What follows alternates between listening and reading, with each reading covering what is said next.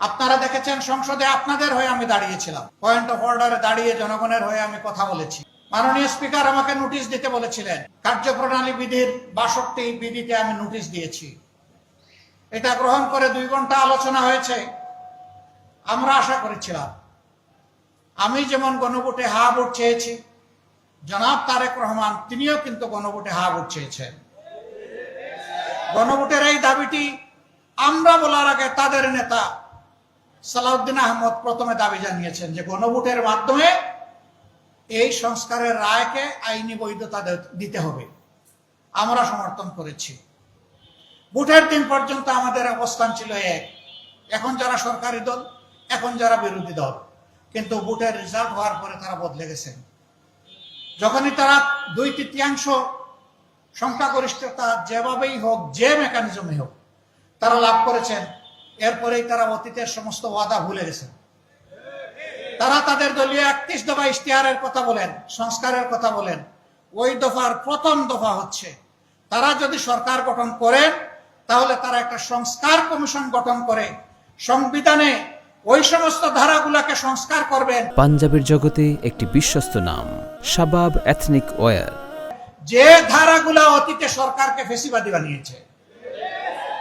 আমরা এখন যখন সংস্কারের কথা বলি, সরকারি দল তখন বলে সংবিধানে তো কোনো সংস্কারের কথা নেই।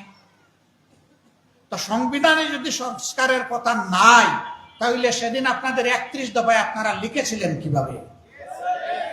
যদি নাই তাইলে আপনারা গণভোট চাইলেন কেন? যদি নাই তাহলে হা ভোটে জনগণকে আহ্বান জানালেন কেন? এই সবগুলো হচ্ছে দ্বিচারিতা, নিজেদের দেওয়া ওয়াদার বিরুদ্ধে অবস্থান এবং জনগণের রায়কে অস্বীকার, অগ্রাহ্য এবং অপমান করা। যখন স্পিকার এই ব্যাপারে কোনো সিদ্ধান্ত দেননি, আমরা আশা করেছিলাম স্পিকার সিদ্ধান্ত দিয়ে বলবেন গণভোটের রায় গ্রহণ করা হলো। তিনি এইটা না বলে বললেন যে এই আলোচনা এখানে সমাপ্ত হলো, যেটাকে সংসদীয় ভাষায় বলে টক আউট। আলোচনা হয়েছে, ফেলে দেওয়া হয়েছে, এখন আর নাই। আমরা মর্মাহত হয়েছি, জাতি কষ্ট পেয়েছে। আমরা তখন জাতিকে কথা দিয়েছি, যেমন ইলেকশনের আগে আপনাদেরকে বলেছিলাম আমরা নির্বাচিত হয়ে সরকার গঠন করলে, আমরা বিজয়ী হলে আপনারা গণভোটে যে রায় দিবেন সেটা আমরা বাস্তবায়ন করব। আমরা যেহেতু সরকার গঠন করতে পারিনি, যেহেতু সংসদের ভিতরে আমাদের কথাকে, জনগণ কথাকে, ন্যায্য কথাকে আমলে নেওয়া হয়নি, সেই কারণে আমরা আবার জনগণের দাবির সাথে একাত্ম হয়ে জনগণের কাছে ফিরে এসেছি এবং সেই দাবি আদায়ের জন্য আজকে থেকে আমরা আন্দোলন শুরু করেছি। আপনারা দেখেছেন বায়তুল মুকাররম উত্তর গেটে আজকে এই দাবি আদায়ের জন্য আর এই দাবিকে অপমান করার জন্য, তার প্রতিবাদে এবং দাবি আদায়ের পক্ষে প্রথম কর্মসূচি বাস্তবায়িত হয়েছে। এটা আমাদের শেষ নয়, এখান থেকে শুরু। আমরা কথা দিচ্ছি, আমরা আস্থাশীল, ইনশাআল্লাহ। পাঞ্জাবের জগতে একটি বিশ্বস্ত নাম শাবাব এথনিক ওয়্যার, আপনাদেরকে সাথে নিয়ে এই দাবি আমরা আদায় করেই ছাড়ব। আমাদের সামনে বিকল্প কোনো রাস্তা খোলা নেই। আমরা চাই না আবার ফ্যাসিবাদ আমার বাংলাদেশে কায়েম হোক।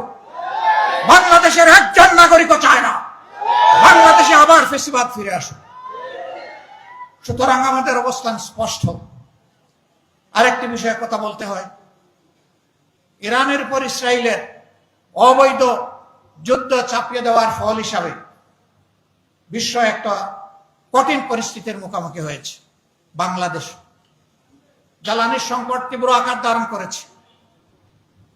আজকে মাননীয় প্রধানমন্ত্রী অফিস করতে গিয়েছেন তেজগাঁও প্রধানমন্ত্রীর কার্যালয়ে।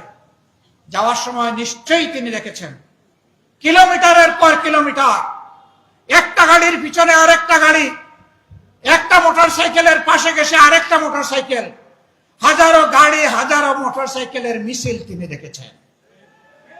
মিছিলে মানুষ এগিয়ে যায়, আর তিনি যা দেখেছেন, আমরা যা দেখি, সবগুলা সেখানে স্থবির হয়ে আছে।